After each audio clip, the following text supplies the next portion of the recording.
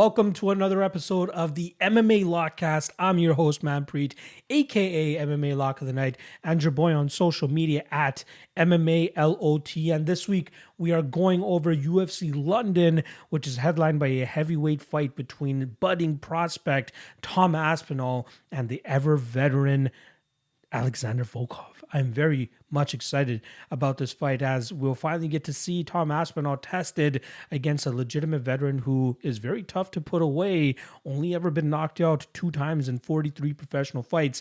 That's a very tough ask, especially at a big heavyweight division here, and a lot of the big strikers and power punchers that Alexander Volkov has gone up against in the past. So we will really get to find out whether Tom Aspinall is the real deal or if it was just a lot of hype, especially considering that most of his wins have come first round or second round.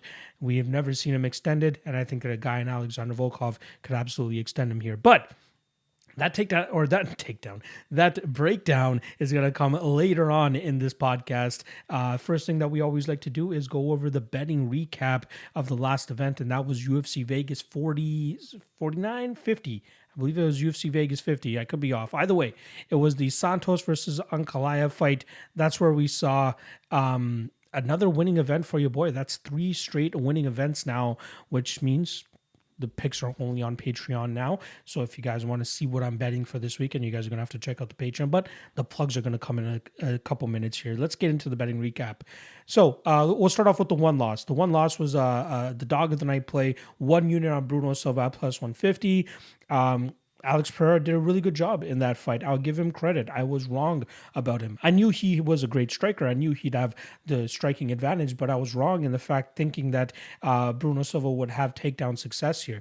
I believe he landed a takedown or 2, but could not control Alex Pereira on the ground at all. We saw really good things from Pereira in terms of not accepting that ground or those takedowns, getting back to his feet, and then just letting his strikes go, and just the power and the significant nature in which those shots were landing were definitely more impactful than anything that Bruno Silva was throwing in that fight. So credit to Alex Pereira backers. I think a lot of people picking Pereira thought that he'd win via knockout. So I think even they were surprised to see this fight go to a decision, which the fight doesn't go to the decision, was at minus 650. Something that I told a lot of people, especially on the Patreon, to be like, hey, don't be parlaying that. That's not something that you want to be parlaying, especially in a fight that I think that Bruno Silva could slow down with clinching, grappling, and then ultimately just, forcing it to go late. And we don't know if that power of Pereira is going to translate late into this fight. And that's exactly what happened. So I'll take that 1 unit loss on Bruno Silva, fading Alex Pereira. But I don't know. I don't know about Pereira. I still have question marks about him. I won't be so, flimsy in terms of betting against him anymore. But I look forward to seeing how the UFC matches him up moving forward. Other than that, it was a winning night all around. So let's go with the lock of the night play next, which was a 5-unit play on Magomed Ankalaev parlayed with Miranda Maverick. They went out there and did exactly what they needed to do. Ankalaev, actually, he probably would have been a lot safer if he went out there and grappled a lot more, but it seemed like he wanted to get those 25 minutes in, played it very safely, pretty much batted a perfect game outside of getting clipped by Thiago Santos in that second round. But outside of that, it was his fight. Now, a lot of people want to give him flack for saying, oh, he should have demolished him. It shouldn't have been that close. But I don't think it was super close per se. He did a good job in terms of dictating where that fight was going to go. He was pressuring pretty much every single time. Why would he overextend himself and risk getting knocked out by a guy in Thiago Santos who has crazy knockout power? He had Thiago Santos where he wanted him the entire time, behind the warning track. He was, waiting to counter effectively. He won that fight clean outside of that knockdown in round 2. So for people that want to, say that Ankalaev sucks now, go ahead, bet against him. Give me better betting lines on him moving forward. This guy is one of the best, if not the best, 205-pounder on the division, in the division. And that has nothing to do with entertainment value. It matters with him going out there and getting the W beside his name. That's exactly what he did this past weekend. Then the Miranda Maverick side, Great performance for her as well. Pretty much how I drew it up. I wish I took a shot on her submission prop. I know a lot of people got a lot of big money on that. I thought that she was going to grind out Mazo over, the first couple, maybe first round and a half, and then find a TKO on the back end. But I should have been a little bit more privy to that submission prop as well, considering how wide it was. But all in all, we cash on that parlay, which cashes 3.17 units. That's 2 straight lock of the night plays in a row, I believe I've hit now. Yep, the one before that was Dustin Jacoby at UFC 272. And then lastly, we had a 1 unit parlay on a 3-fight parlay, which looked like it was going to crash early here with Azamat Murzakanov going down bad in those first 2 rounds, but eventually find that Hail Mary KO in round 3, which allowed us to have that parlay move on to the next 2 legs.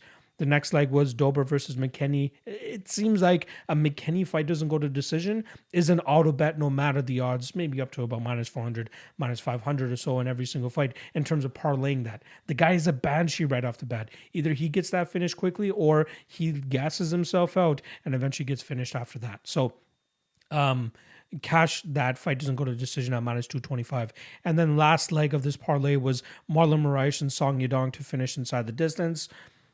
Was there ever any doubt? Song Yadong goes out there and absolutely starches Marlon Moraes and gets that victory. That cashes for 2.26 units as a 1 unit parlay. So all in all, 4.43 units of profit on this past weekend. That's a 63% ROI as well.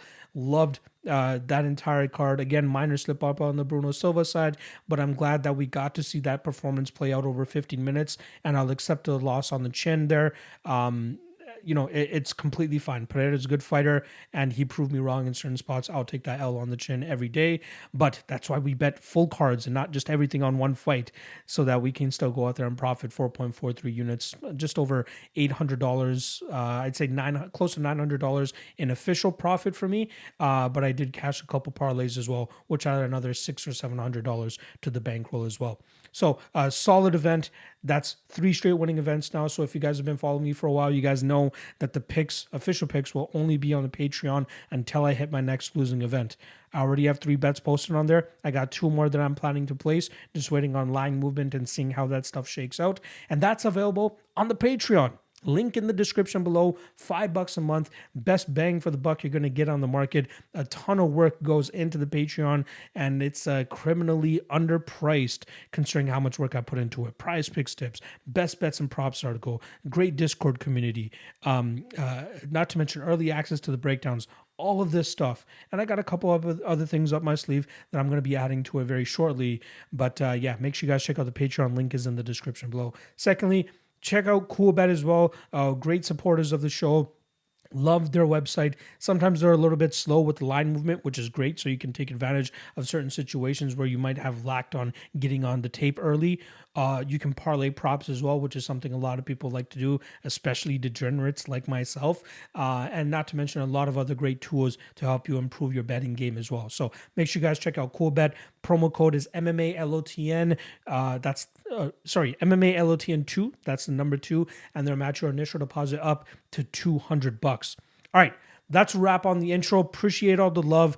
Let's try to get 4 straight winning events in a row. But first, let's get into the breakdowns, right? That's what you guys are here for. Enjoy the breakdowns, and I'll see you guys on the back end for the outro. Mokaev going up against Cody Durden. We got -350 on Mokaev and +270 the return on Cody Durden. Now, this is probably one of the highest touted prospects we've ever seen in the UFC, at least in the last couple of years, especially considering that this kid has a 23-0 amateur record as well as a 5-0 pro record coming into the UFC. He's still very young, but he still shows a lot of good skill sets, especially in the grappling realm, which is where he gets his best work done.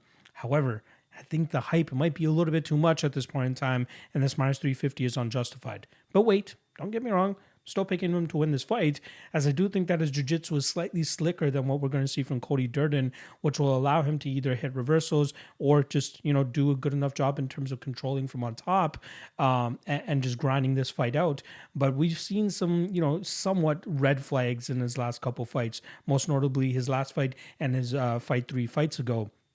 The one against Hussein is the one that I'm referring to, where we saw a lot of back and forth exchanges. We saw him start to slow down in the second round, but he dug deep and he eventually was able to squeeze out that third round as well. But it was a very back and forth fight, and he's going to get just that here against Cody Durden as well, who's a pretty good wrestler in his own right. I think that he's going to have to deal very heavily or a lot with that Cody Durden wrestling style, because that's what Cody Durden does very well. He does a good job in terms of imposing his grappling and his wrestling against his opponents, but I'm just not the most impressed with his ability to control opponents on the ground. That's where I think that we'll see Mokaev actually get ahead of Cody Durden, staying a step ahead of him in most of those positions, allowing him to kind of, just get the last laugh essentially in all of those scenarios.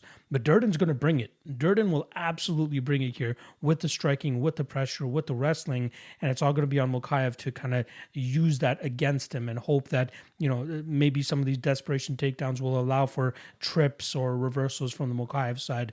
Even the Mokaev striking is kind of still developing. It seems a lot to be ingrained in a kicking game from the outside, not so much with his hands, but it's something that's definitely developing to this point. I just don't know if he's jumping into the deep end too quick here. Not saying that Durden's on the deep end of the flyweight division, but he's a grizzled veteran. The guy's very tough to deal with in the grappling realm, and he's definitely going to make Mokaev work in this spot. So for me, I'm picking Mokaev to win this fight still, but I want to sit back and watch how he deals with these guys, these steps up in competition. I don't know if Durden is the guy that's going to spoil his debut, but I think at a certain point, as Mokaev starts going up the ladder and up the rankings, I think he's going to struggle more and more. So maybe he goes out there and gets a dominant win over Durden and comes in again as a minus 300, minus 400 favorite against somebody who he shouldn't be that big of a favorite against. And that's probably where he ends up shitting the bed. I just don't know if it's going to be here against Durden. Like I said, I think the difference in wrestling, maybe pure wrestling, Durden might be slightly better on paper, but I think that Mokaev will be much better in the grappling and the transitions and, the scrambles. I think that's where he's going to get ahead on Durden and pretty much have the last laugh in a lot of those scenarios. So I'm going to go Muhammad Mokaev, but this is an absolute sit back. Let's see how this kid pans out and then go on from there type of situation. So official prediction, we'll go with Muhammad Mokaev, and I'll take him to win this fight via decision. Nathaniel Wood versus Vince Morales. We got minus 335 on the prospect and plus 260 on Vince Morales. Now, originally, Wood was supposed to go up against, I believe is, Ludwig Sholinian, who unfortunately had to pull out due to the ongoing war in his home country of Ukraine. And in steps Vince Morales hot off of a win over Louis Smolka, who he was able to knock out relatively quickly late last year. Now he's stepping in against a higher level opponent in Nathaniel Wood. And I think Nathaniel Wood was the guy that I was kind of looking to fade Vince Morales last time around when I actually took Smolka as one of my big plays that night, really overlooking the defensive striking flaws of Louis Smolka that night. It seems like Vince Morales, when he is successful in his fights, he's able to establish his boxing range and kind of dictate the pace with his combinations if his opponents allow him to, which have been in fights like Ayman Zahabi, and I believe there was one more that's kind of escaping my mind. Let me just quickly pull that one up. It was Vince Morales and Draco Rodriguez. Both of those fights where he was able to kind of dictate the pace with his boxing and staying in that boxing range. I really thought that Louis Smolka was going to be able to put the pressure on him, put the pace on him, and eventually land takedowns to drown Vince Morales. But the poor striking defense of Louis Smolka left himself open to get KO'd by Vince Morales, and that's exactly what happened that night. However, here with Nathaniel Wood, I kind of like what we're getting here a lot more than what we were getting with Louis Smolka. Nathaniel Wood, very good striker, does a very good job in terms of getting in and out with his strikes. He moves very well. He's very long and rangy for this division as well. And I think that's going to cause Vince Morales some problems, especially when he needs to be in the pocket to have most of his success. I'd be surprised if Nathaniel Wood is there long enough in the pocket for Vince Morales to land on any significant strikes in those spots. And I think that more often than not, we'll see Wood get his work done and then get back on out. I do think that Wood, if he wants to drag you to the ground, that's a good way of him to go about this in a safe manner. But I think he'll be more than safe striking and kind of just implementing the style that he's been, or that has gotten him to the game to this point. Usually it's been his durability and his ability to, just land combinations, a lot of kicks as well from range. That's what got him to the big show, not to mention his entertaining style at times. But the John Dodson fight was obviously a little bit of a setback for him. And then the Casey Kenny fight, Casey Kenny's a high level opponent at 135 pounds. So I don't think that loss is going to age too badly for him. But here against Vince Morales, man, I'd be shocked if Morales has any success here. Of course, Morales could find that big shot if he has this untapped power that he's finally gotten into, starting off with that Louis Smolka fight. If he's able to land cleanly on Nathaniel Wood here, sure, he could have some success, but I think it'll be few and far between in terms of him finding finding the button on Nathaniel Wood and getting the knockout victory. I do like Wood's output. I like his movement.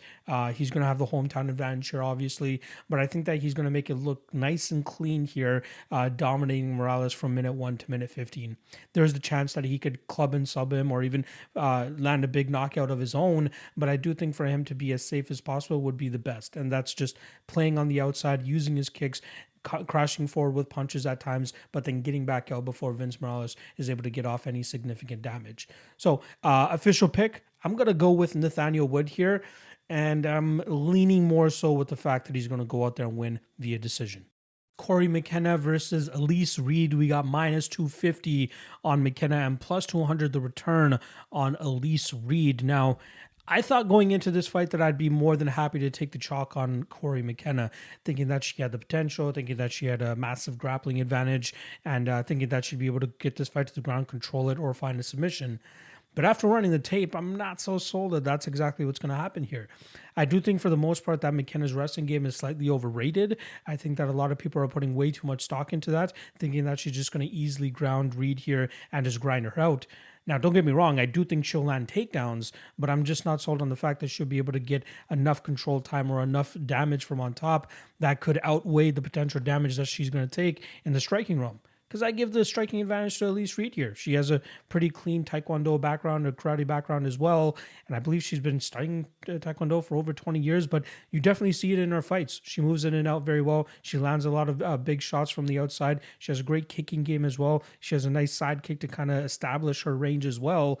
But I think that a lot of people are taking stock in her UFC debut, which was on short notice and up a weight class against a high-level black belt in Sijara Eubanks, who just normally doesn't get that much respect from the public anyway.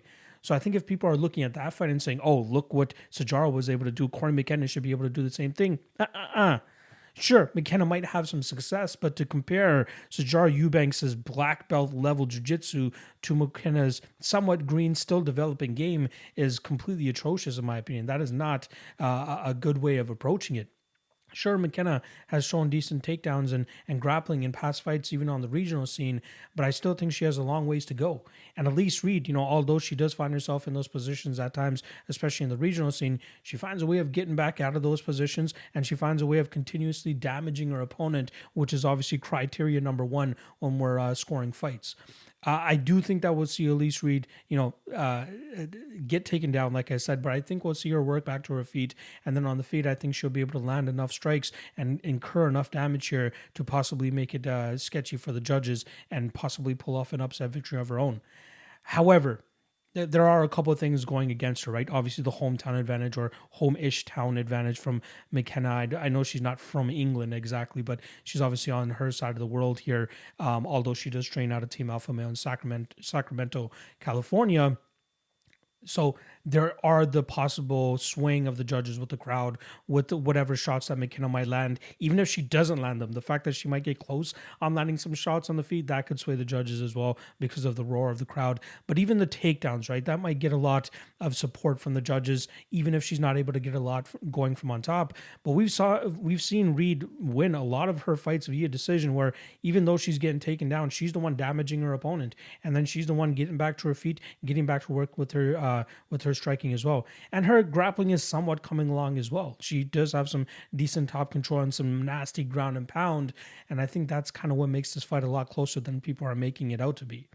McKenna should win this fight. I am going to pick her to win this fight, but by no means am I saying to go out there and bet her as a minus 250 favorite. I might even come out on the back end here and have a small poke on Elise Reed because I just think this line is way too atrocious.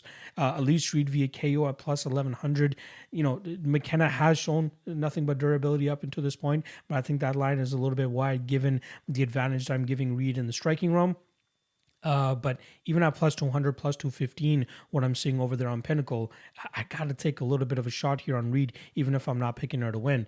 Again, everybody's going to be like, oh, why are you picking somebody that you don't think is going to win? The line, it's betting, it's numbers. That's something that we all have to look out for as well. And in a fight that I feel like is going to be much closer than a minus 250, I got to go with the underdog in terms of a bet. But in terms of a pick, I could see how the possible control time that McKenna is going to get, the possible, the inevitable takedowns she's going to land here, she could control the grappling aspect here. But I'm not giving her as much respect as the odds makers or the public is giving McKenna in terms of controlling this fight on the ground.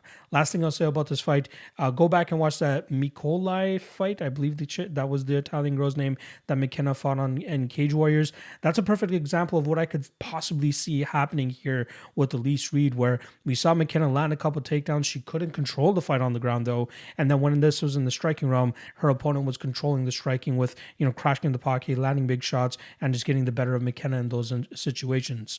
Reed could absolutely replicate something like that, which is why I'm, having pause on backing McKenna as a minus 250 favorite. All in all, this might come back and make me look like a complete dumbass with McKenna landing a takedown and getting a submission relatively quickly, but pre-fight and everything that I've seen from McKenna up until this point leads me to believe that this line is just a little bit too wide. Official prediction is going to be McKenna via decision, but a possible bet on Elise Reed may be due for this weekend. So official prediction, Corey McKenna via decision. Timur Valiev versus Jack Shore. We got minus 120 on the Russian and plus 100 on Jack Tank Shore, who's easily one of my favorite fighters on the rise right now. 15-0, goes out there and pretty much dominates every single opponent that he goes up against. And although his finishes haven't really transpired in his last two fights, he was a finishing machine on the regional scene, and I think that could continue. Maybe not so much in this fight, as Valiev is very durable, but I do think that his style is very difficult for a lot of people to deal with. When Jack Shore is on, he's able to get this fight to the ground when he needs to, and then from on top, he's very good in terms of establishing that top control, passing to better positions, or even raining down ground and pound from on top, either getting a finish via ground and pound or opening up a submission opportunity for himself, which he takes full advantage of. The guy is super fun to watch, all action pretty much all the time. And his striking is coming along too now, right? That's probably the weakest part of his game, but I do think it's the part of his game that's going to continue to develop, and it will come just along as with his wrestling, as I do believe, the wrestling is definitely the best part of his game. Timur Valiev is more of a flashy striker than he is a grappler, but he can lean on his grappling if he needs it, like he did in the Martin Day fight. But I think that was him more so just trying to play it safe after taking a loss in his UFC debut to Trevin Jones, where he got knocked out in the second round. But that was followed by, a first round, or that preceded a first round where he almost finished Trevin Jones in his own right, threw everything in the kitchen sink at him, but was still not able to get him out of there. Looked like he gassed, and Trevin Jones was able to take full advantage of that. Now, taking on a guy like Jack Shore, you'd think that he won't engage in the grappling as much. He would probably fare better if he tried to keep his range, stay on his bicycle, and just kick Shore from outside. But I think we've seen good enough takedowns from Shore that he might be able to just collect some of those leg kicks and land a takedown as a counter in his own right. I don't think Valiev has crazy knockout power. Jack Shore has shown nothing but great durability up until this point as well. So I'd be surprised if he gets knocked out by some flash type of KO or something from Timur Valiev. And I do think that Shore will have tremendous success in terms of corralling Valiev, getting his hands around him, eventually dragging him to the ground, and just doing work on the ground. Jack Shore was a plus 150 favorite earlier in this week. A ton of money and a ton of love coming on him, making him a plus 100 dog now. And I wouldn't be surprised if this actually goes off as a favorite for Jack Shore come fight time. But I do like the Jack Shore side here. I completely understand why the money is coming in on him. Very high level prospect, and I think he has all the tools to become probably a top 5 guy in this division as long as things continue to improve, especially his striking realm or the striking side of things, as that, like I said, that's probably the weakest part of his game. But if he can bring that up even to 75% of what his wrestling is and his grappling is, this kid's going to be a problem for everybody. So I like the Jack Shore side here. I think he grinds out Valiev over 15 minutes and takes home a decision victory.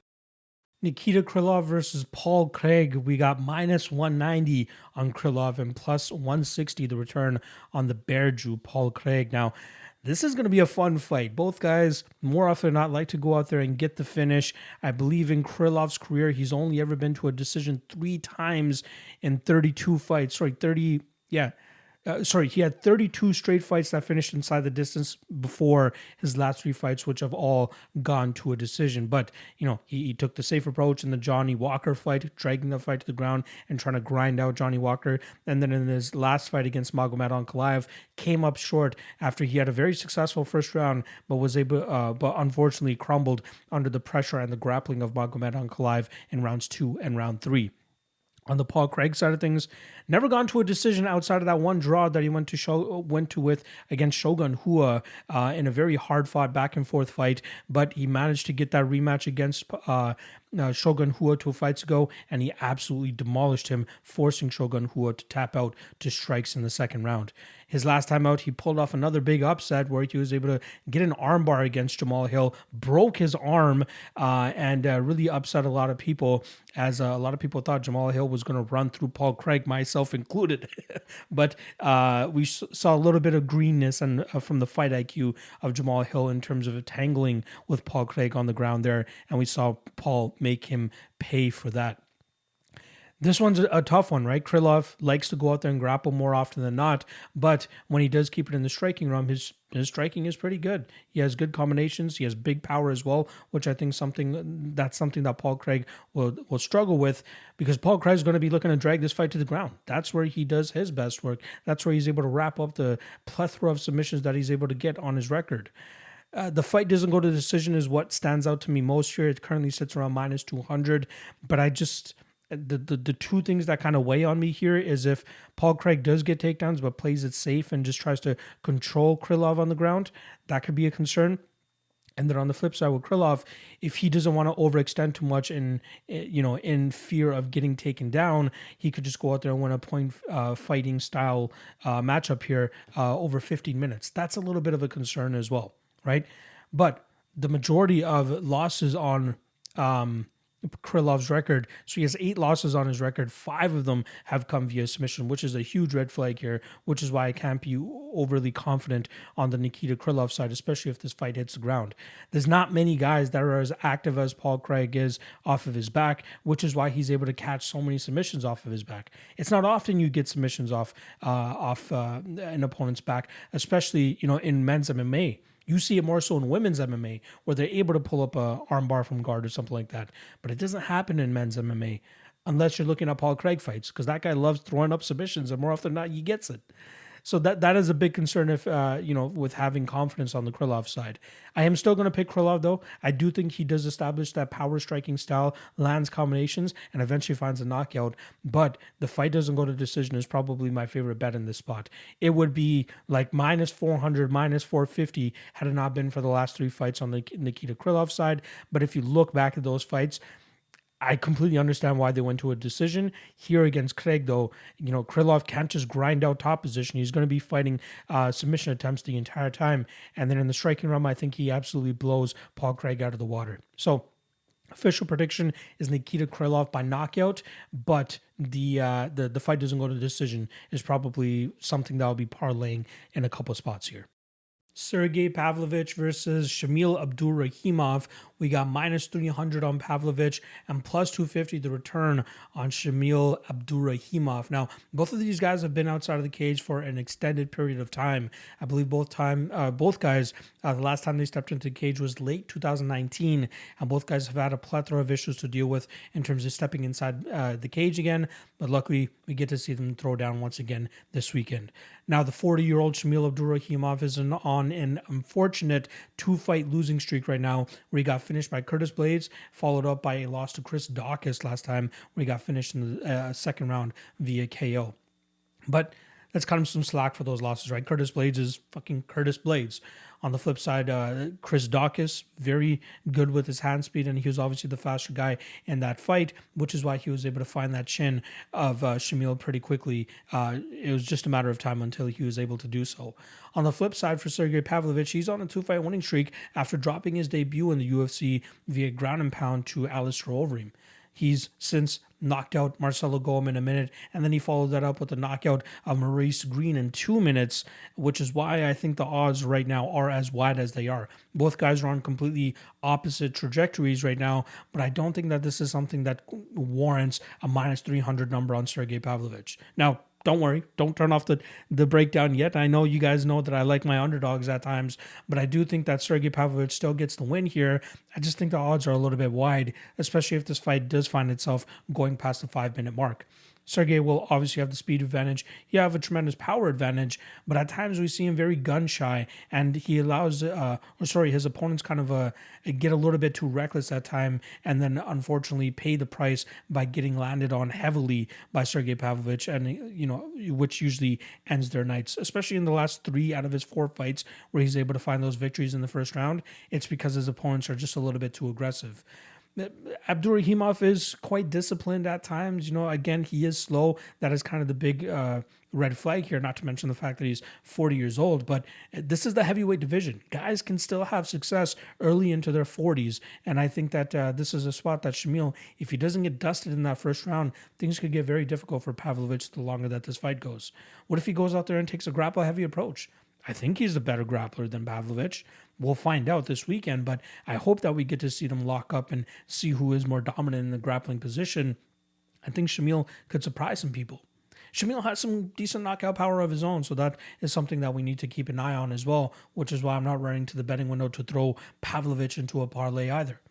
I do still think that Pavlovich gets the win. Like I said, I think his power and speed will be a little bit too much early in this fight, but I do have my concerns if this fight does get stretched. Pavlovich in round 1 is minus 105. I think that's the best bet for this specific fight.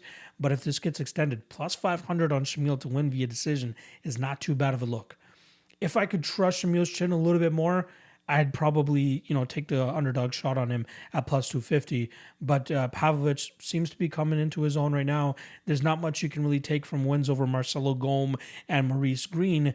I think you could take more if he goes out there and beats a guy like Shamil at this point in time. But I don't think it's going to be as easy as most people are making it out to be. I will still pick Pavlovich to win this fight, but I just can't get behind those odds. So in terms of an official prediction, let's go with Sergey Pavlovich, and I'm going to take him to win this fight via first round knockout. Makwan Amirkhani versus Mike Grundy. We got minus 190 on Grundy and plus 160 on Mr. Finland. Very interesting line here. A ton of line movement as well in favor of Mike Grundy as the public seems to be pouring in on the Englishman here. Now, both guys primarily grapplers. In terms of their striking, Mike Grundy is a little bit more hard-nosed with his power striking style, whereas Makwan Amirkhani seems to be a little bit more flash, all with the end result hoping to be with a takedown or an attempted takedown, getting this fight to the ground, where he's pretty slick with his jiu-jitsu and his wrestling game. However, I think he's going to struggle with getting Mike Grundy to the ground here, and if this fight remains on the feet, you got to lean with the Mike Grundy side, who has a ton of power in his hands, and I think he has a slightly better gas tank as well. This guy attempted 20 takedowns in his last fight against Lando Venato, who's a great wrestler in his own right.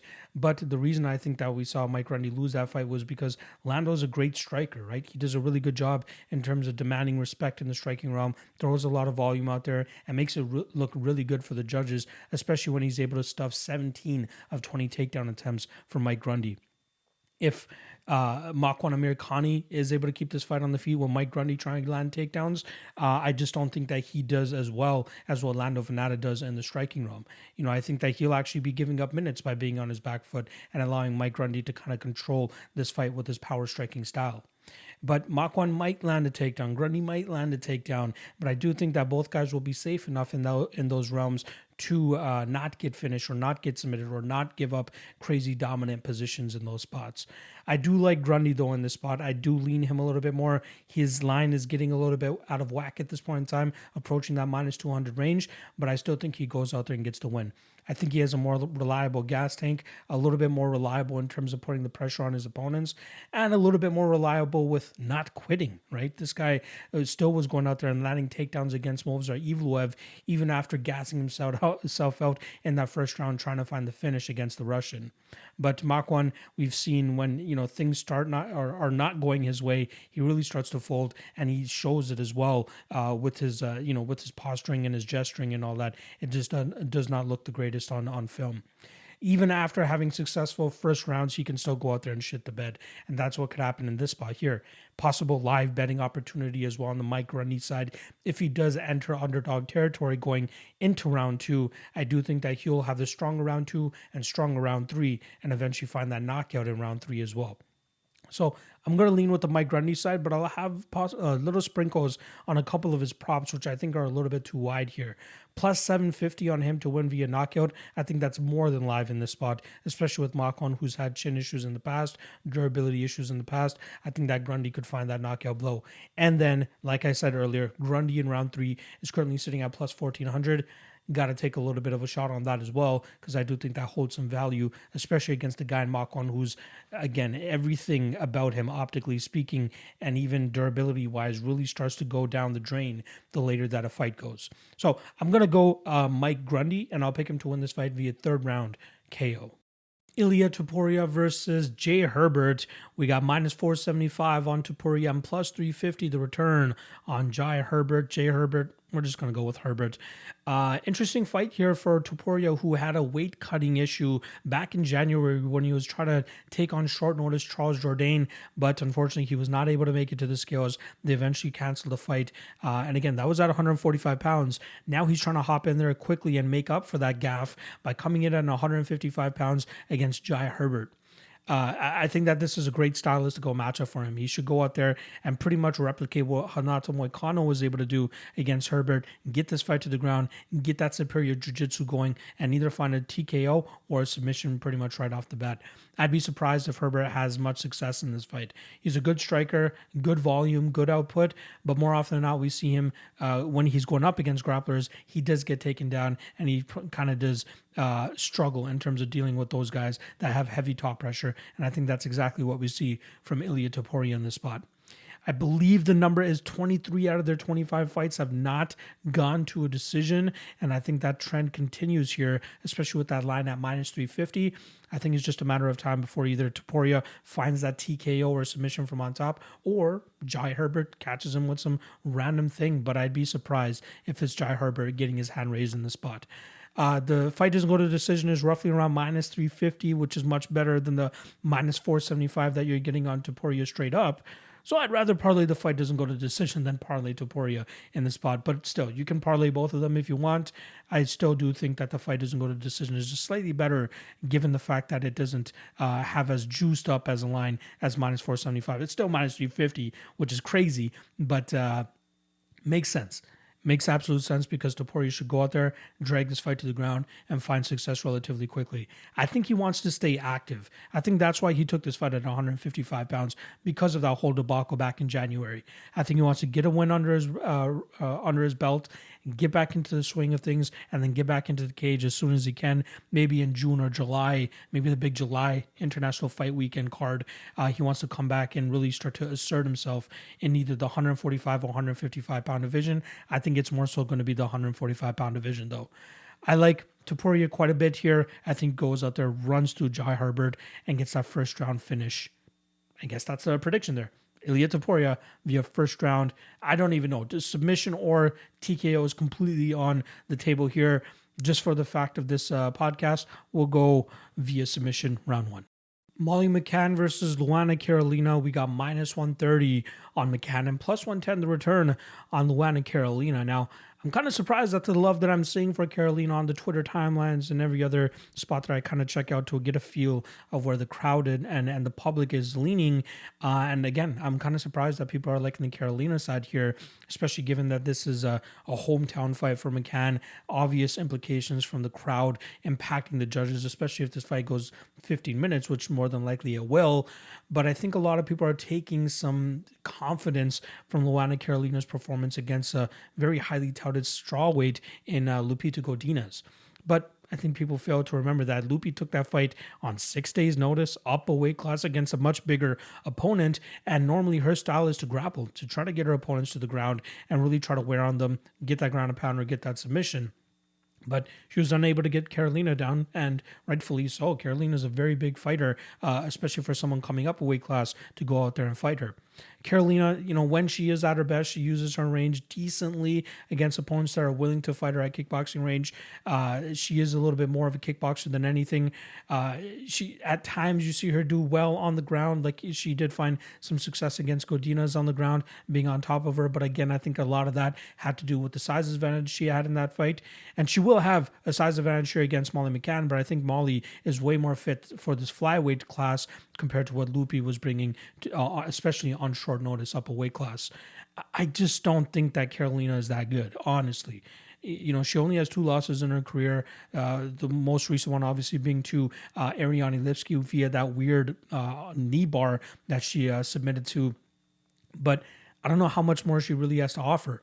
I think that this is a great matchup for Molly McCann to go out there and kind of do what she did in the Ji Yoon Kim fight, which is just forward pressure.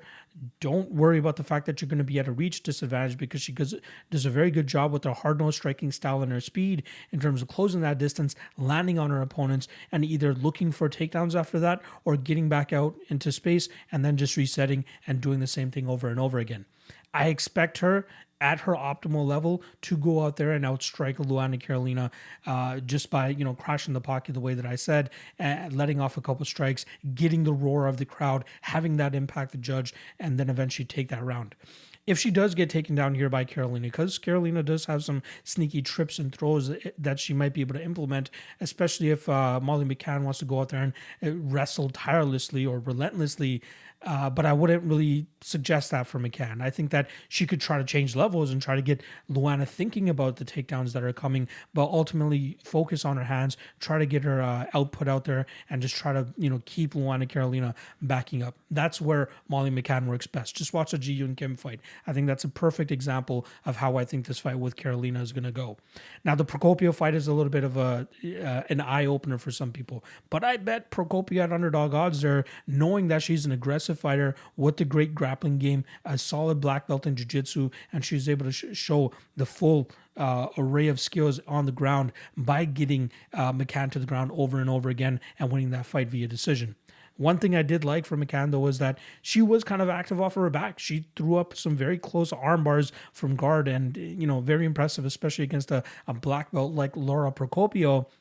And I think if she finds herself in a similar position like that against Luana Carolina, she might get that submission, which is why I think plus 1,100 on Molly McCann to win via submission is worth a little bit of a sprinkle. She looks for the submissions, and I just don't think that Carolina is that good to where she will be able to get out of something like that. Again, people may look at the Godinez fight and be like, oh, if Godinez was not able to find a submission, why will Molly McCann be able to? Well, Molly is way more prepared for this fight, having a full training camp. And again, this is her actual weight class. She should be able to deal with whatever size advantage that Carolina will have in this spot. But like I said, the best way for McCann to win this fight, hard-nosed striking, forward pressure, get in and out with their strikes, get the roar of the crowd, get that to weigh on the judges, and then eventually get that decision victory. So at slight favorite money, I don't mind the shot here on Molly McCann, as I do think that optically that this is a great fight for her to go out there and win a Molly McCann type fight. So official prediction here is going to be Molly McCann, and I'll take her to win this fight via decision. Gunnar Nelson versus Takashi Sato. We got minus 450 on Gunny and plus 340 the return on Takashi Sato. Now, this is the first time we're going to see Gunnar Nelson step inside the cage since September of 2019, where he was beaten by Gilbert Burns that night via decision. And apparently he's had a couple rib injuries that he's been dealing with over the last couple years. But now he is more than healthy to get back inside the cage, hence why we see him going up against short notice Takashi Sato. Claudio Silva was actually supposed to be the original opponent for Gunnar Nelson. Unfortunately, he had to pull out, and in steps into Takashi Sato, who's been outside of the cage for a pretty long time himself. He fought Miguel Baeza, I believe it was in 2020. Let me just get the exact number here. He fought him in 2020. I want to call it November. November 2020, where he got finished by Miguel Baeza by a arm triangle choke. And that's a big red flag here for a guy who's gotten finished 3 times via submission in the last 3 years. Bilal Muhammad was able to find the submission against him. Obviously, like I said, Miguel Baeza was able to find the finish via submission. And even Glyco France back on the regional scene in Pancrase was able to find the submission against Takashi Sato. My concern here is what is the ring rust and injuries or how much of an impact are those things going to have on Gunnar Nelson stepping back inside the cage here now against a power puncher in Takashi Sato. He uses a similar karate style similar to what we see from Gunnar Nelson, and he really blitzes in very nice and lands some big shots. He's able to get his knockouts, and that's where he kind of relies on most, is to go out there, find that chin of his opponents, and put their lights out. He did it against Jason Witt. He did it against Ben Saunders. There's a couple guys he's been able to put out. Gunnar, again, it's for me, it's skeptical in terms of what his durability looks like, because he may not look like a minus 450 if he's not able to get this fight to the ground. And that's kind of my concern here. But once he gets the fight to the ground, the guy is an absolute wizard. He does a very good job in terms of even right after landing takedowns, finding himself in a very dominant position, whether it's flowing to the full mount or even flowing to the back mount. And then from there, he's able to use his heavy top pressure to just wait and bide his time for that submission to eventually open itself up. And I think that's what we end up seeing in this spot for him as well. So I'm not running to the betting window to parlay Gunnar Nelson in the spot. There's a couple red flags for me going into this fight, the injuries and the layoff. But I do think that this is a tailor-made matchup for him to go out there and do what we all know what he can do, and that's use that jiu-jitsu to the best of his abilities. So as an official prediction, I'm going to go with Gunnar Nelson via second round submission, but I would rather play Gunnar Nelson inside the distance rather than playing his minus 450 line in this spot. So official prediction, let's go Gunnar Nelson, second round submission. Paddy the Batty Pimblett going up against Rodrigo Vargas. We got heavy chalk on the Pimblett side as he's coming in at minus 490 plus 360 the return on the Mexican Rodrigo Vargas. Now, last time we saw Vargas inside the cage, he was able to spring an upset as a plus 200 underdog to Rong Zhu way back at UFC 261, which, if I'm not mistaken, was the first pay-per-view event back in front of a live crowd in the US. Great fights leading up to that fight, and then we saw Vargas kind of pull away from Rong Zhu in that fight just based off activity and volume. Rong Zhu just couldn't get anything going. We saw some takedowns as well from both sides, and it was very eye-opening, especially when looking into this fight, how he's going to match up against Paddy, that Rong Zhu was able to get the takedowns the way that he was against Rodrigo, and I feel like we can see Paddy take that similar approach. That is Paddy's game, right? I don't know what it was in the Luigi Vendramini fight. Maybe it was the black belt that he was hesitant of with Vendramini on the ground, but we didn't see him attack the grappling as much as we have seen on his regional tape before he came to the UFC. He was willing to go out there and just throw leather with Luigi Vendramini, and it almost got him in trouble as he got rocked and hurt very early in that fight, but managed to show off his durability, show off his resilience, and then come back and find a finish of his own that can pack some power as well. I'm hoping he doesn't get sucked into the energy and the vibe of the crowd and try to go out there and have this crazy slugfest type performance, because I feel if he goes out there and just drags this fight to the ground, the guy's going to have immediate success. I think that he's very good from on top, has some good top pressure, has some good jiu-jitsu, and has some sneaky submissions of his own. I don't think that Vargas will be ready for that type of approach. Obviously, he's going to be preparing for it, but I don't think that he's going to be able to stand well here against Pimblett, who's in a very obvious squash match type of situation. The fight doesn't go to decision is not too bad of a look in my opinion either, as that's around minus 270. Could be a parlay piece. Even Pimblett could be a parlay piece as well. But I do think that it's just a matter of time before Pimblett breaks Rodrigo Vargas on the ground and either snatches up a submission or snatches up a TKO via ground and pound himself. Again, I've been very vocal that I don't think that Pimblett is, going to be top 10, maybe even top 8 material, no matter how long he goes out there in the UFC and tries to get, favorable matchups.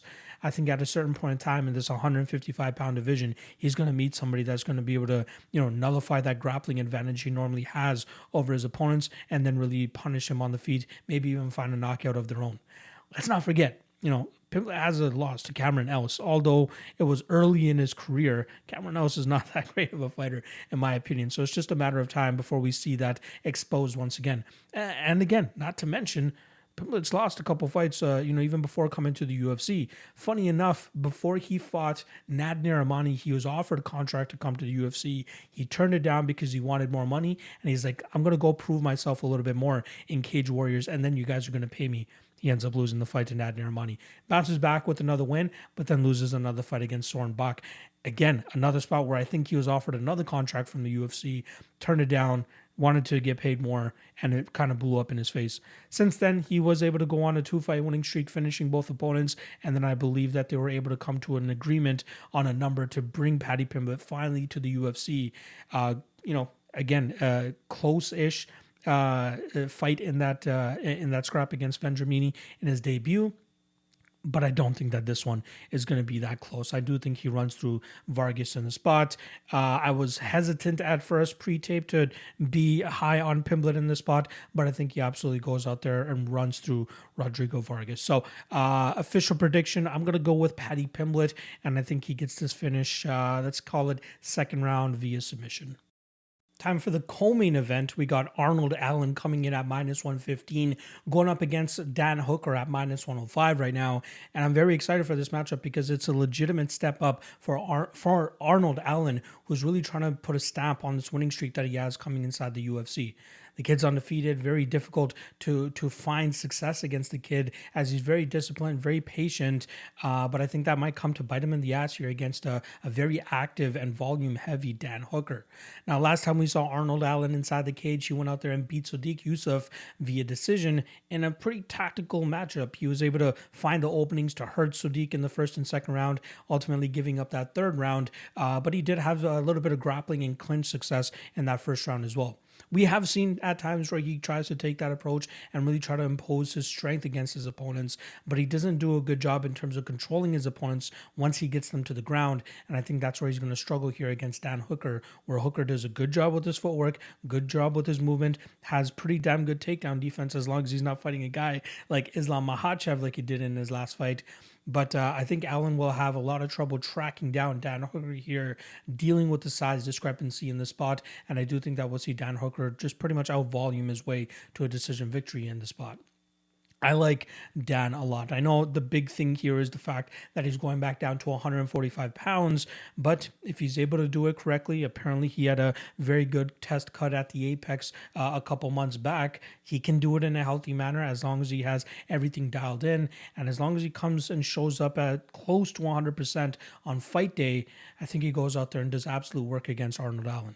Arnold, we've only really seen him have high output in a fight against Gilbert Melendez, where Melendez just, again, that version of Gilbert was just nowhere near close to what he used to be when he was a Strikeforce champion way back in the day. So good win from Allen there in terms of being able to get that name on his belt. But, of course, he's going to be able to get, 100 plus significant strikes off on a guy like that who's going to kind of give up the back foot and allow Allen to kind of dictate the pace there. I think we'll see Hooker use the big cage here to his advantage by using as much real estate of that as possible with his stick and move style, using his kicks from the outside, and just kind of keeping Arnold Allen at bay.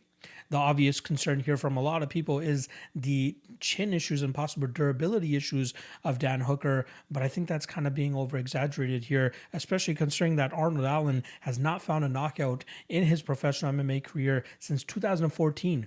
That was even before he made it to the UFC. So, he's recorded 3 knockdowns inside the UFC, but I don't think he's going to be able to find that big shot to drop Dan Hooker here, as I think that Hooker will do a good job with his footwork, his striking, his distance management, and keeping Allen on the outside as he's going out there and throwing his own volume and his own output as well. So I think that this is a great spot for Dan Hooker as long as the weight cut and everything goes well. After we see him go out there and go back to form, which is why a lot of people were very high on him in big spots that he was supposed to go out there and get the win, like Michael Chandler and Edson Barboza.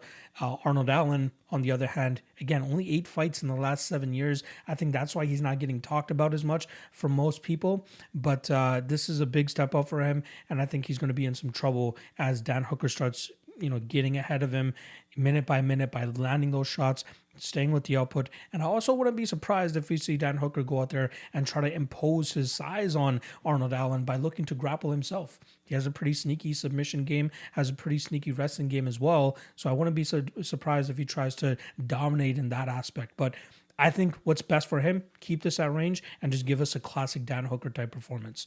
So I like Dan Hooker here a decent amount. I already took a bet on him at around -110, but I do like Hooker here to get the win. I'm going to call it via decision. Time for the main event, and we got Tom Aspinall making his main event debut for the UFC, going up against the veteran Alexander Volkov. We got -120 on Tom Aspinall right now, and +100 the return on Drago. Again, 43-fight veteran. Huge step up here for Tom Aspinall to try to take on a Goliath like Volkov, especially after going out there and beating on a guy in Sergey Spivak, who seemed intimidated the moment he stepped inside the cage. Now, I did have a half-unit shot on Sergey Spivak at +190 in that spot, as I believed if he was able to endure that early onslaught, he should be able to start taking over the later that the fight went on. But like I said, he looked intimidated right from the jump. He didn't throw any strikes. He landed a grand total of 0 significant strikes to begin with. So that didn't help. And Tom Aspinall was able to have his way with him. And I'll give Tom some credit there, man. That finish was absolutely beautiful. It started off with a beautiful elbow inside the clinch, but that elbow was perfectly set up because he threw a knee that we saw Sergey Spivak react to, drops his guard to try to block the knee, and then he just gets clipped with a beautiful elbow. Great work from Tom Aspinall to be able to get that finish. Before that, he was able to dispatch of Andrei Arlovsky in a fight where in the first round, he hurt Arlovsky, I'd say midway through the round, but it seemed like he almost emptied his gas tank trying to finish Arlovsky and just pretty much relied on pushing Andrei Arlovsky up against the cage and stalling for the last minute to minute and a half so that he could gather his energy and come back out there in the second round and try to get the finish like he did. If he tries to do that against Alexander Volkov, tries to stall against the cage, I think he's going to be in some big trouble, as Volkov is very good at digging underhooks almost immediately, getting his back off the cage or digging some knees into his opponent, or even just breaking back out into space and getting back to his handiwork, which is that range kickboxing style that he likes. Even in that second round for Tom Aspinall, it seemed a little bit flat up until the moment that he rushed Andrei Arlovsky, got that takedown, and eventually got that rear naked choke. A lot of people are commending him for that rear naked choke, but it really seems sloppy to me in the aspect that Andrei Arlovsky didn't even try to fight it. Like, as soon as Aspinall got his arm under the chin, it seemed like Andrei Arlovsky automatically accepted that he was going to tap, and he tapped almost immediately. Now, good, I don't want to completely shit on Tom Aspinall. Great awareness from him and great fight IQ from him to snatch up the neck in that particular moment. But I'd be surprised if he catches Volkov in something like that. Now, Aspinall, I think the majority of his win condition in this fight is to get that knockout in the first round. If he's not able to, I think things get very difficult for him, especially as Alexander Volkov starts chipping away at him and really starts wearing on that gas tank. I do think that Aspinall has potential, but it's a very tough task to overcome a guy in Alexander Volkov who's only ever been knocked out twice in his 43-fight career. The last time he got knocked out was obviously Derek Lewis after he butchered him for 14 and a half minutes and then got caught at the end of that fight. But the last time even before that was back in 2013 where he got finished by Vitaly Minakov, one of the best heavyweights outside of the UFC. But outside of that, it's very difficult to put away a guy like Alexander Volkov, who does a very good job in terms of managing his distance and managing his range, and then using his footwork to get out of bad positions and get back to his handiwork, like I said, which is his range kickboxing fight. Tom Aspinall will have the speed advantage early in this fight, but I don't think it's something that he's going to be able to rely on the deeper that this fight goes. I could see Volkov kind of just chipping away at him with teeps to the body and just leg kicks and keeping him on the outside. And then I think at a certain point in time, he's going to be able to find that finish probably in the third or fourth round of this fight. Again, people are going to rag on me. I know. I can already feel it coming in the comments section. I can feel it coming from all the tweets that I'm probably going to get after people watch this podcast being like, oh, you always overlook Tom Aspinall. You bet against him against Spivak. You picked against him against Andrei Arlovsky. Like, you're going to learn again, right? I was always waiting for a legitimate opponent to take him solidly against, right? And I feel like we're getting exactly that here against Alexander Volkov. I only went half unit with Spivak because the odds were pretty good in my opinion at plus 190, but we're getting close to, a plus one. Right now it's at plus 100. I'm expecting some Tom Aspinall love to come throughout the week here, and we might even get Volkov in that plus 120 to plus 130 range, which is when I'll pull the trigger for at least 2 units in this spot. But again, it's heavyweight. Tom Aspinall's speed might be a factor here, and he might be able to find that chin of Volkov, which is why I'll likely play the under 3.5 in this spot as well, which will cover that early Aspinall finish. However, I think even if Aspinall doesn't find that finish early in this fight, Volkov will more than likely find it by that fourth round, hopefully. So I'll be a little bit heavier on the Volkov than I am on the under 3.5. But in case Aspinall does get that early finish here, at least I'll be able to kind of nullify my losses on the Volkov side of things. But I feel quite convicted on the Volkov side here, man. He's very impressive still. And albeit, the last fight that he had against Marcin Tybura, a lot of people are giving him flack for that. But he still went out there and won. Like, that was one of the weirdest performances we've ever seen from him in terms of where he seemed a little bit kind of sucked out in that second round. But he did what he needed to do in that third round, found his moments, found the shots that allowed him to win that third round and eventually that decision. But you need to show me more than just that one fight to convince me that Alexander Volkov is actually washed. As a lot of people are saying, like, he's declining. He looked like shit in the last fight. That's what a lot of people are going off of to bet Tom Aspinall in this spot. Not to mention all the other hype that's on the Tom Aspinall side, but I don't believe it. I really don't believe it. I think Volkov at 33 years old still has a lot to offer in the game, and I think that he's going to be the perfect test to showcase that Tom Aspinall is not ready for this big of a step up. I think the kid has potential, right? He could still go out there and have a solid UFC career, maybe even get a title shot in the next couple of years. But I think he's going to take a little bit of a back step here, taking or biting off more than he could chew at this point in time against Alexander Volkov. And I think Volkov gives him a veteran lesson here. I love Volkov in this spot.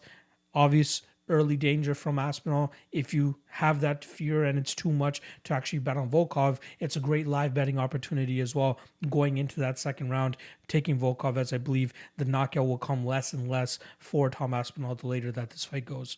So I'll be poking the round 3, round 4, maybe even round 2 prop for Alexander Volkov, but I like the under 3.5, and I also like Volkov in this spot at underdog odds. He will more than likely be my dog of the night for this week as well. I can talk about this fight forever. I truly think that people are overlooking Volkov a little bit too much in this spot, and I think they're going to end up paying for it. So I'm going Alexander Volkov. I'm going to call it round 3 TKO. And that's a wrap on the breakdowns. Hope you guys enjoyed the episode. And if you haven't already, make sure you guys hit that like, hit that subscribe, and show your boy some love. If you want to go that extra mile, you can join the Patreon for $5 a month. Link is in the description below. A ton of great content on there to help you improve your betting game, and not to mention give you early access and early looks on some of these fights that are coming up. Also, shout out to Coolbet as well. Make sure you guys use promo code MMALOTN2. That's the number 2, and they'll match your initial deposit up to $200. And that's pretty much a wrap. A ton of great content coming for you guys this week. We got Propping You Up Thursday afternoon. We got the Deadlock podcast with me and Clint going down on Thursday as well. And I guess I might as well announce it here. Me and Clint are going to be doing the Friday Ultimate Weigh-In show together as well. I believe that's going to be taking place at 3 p.m. Eastern, where we give our final looks on the fights especially after the weigh-ins that are going to be going down as well. So make sure you guys go check that out. And please, please, please, if you guys enjoyed the Deadlock podcast, you guys obviously noticed that the last episode isn't on my channel. That's because it's on its permanent home now, which is the Deadlock podcast channel. Link to that is in the description below. Please make sure you guys go over there, hit subscribe over there, and show some support. God damn, I got to get these words out. Show some support on that podcast as well, because I love doing that one with Clint. You know, we talk all betting all week, but at least for that one podcast, we get to just be fans of the sport, talk about some of the storylines, and then a couple of the segments as well that we like to go in there. The fighter stonks, the deadlock duel, the let's get deep, all of that stuff, all on the Deadlock podcast. Make sure you guys go check that out. All right. I'm going to quit the rambling. Appreciate the love as always. Like and subscribe. You guys all know all that. Comment below what's your favorite picks as well. We can have some arguments in the comment section if you like, whether you're trolling or not. All is welcome. All is accepted. Let's fucking go. I'll see you guys throughout the week. Good luck on your bets.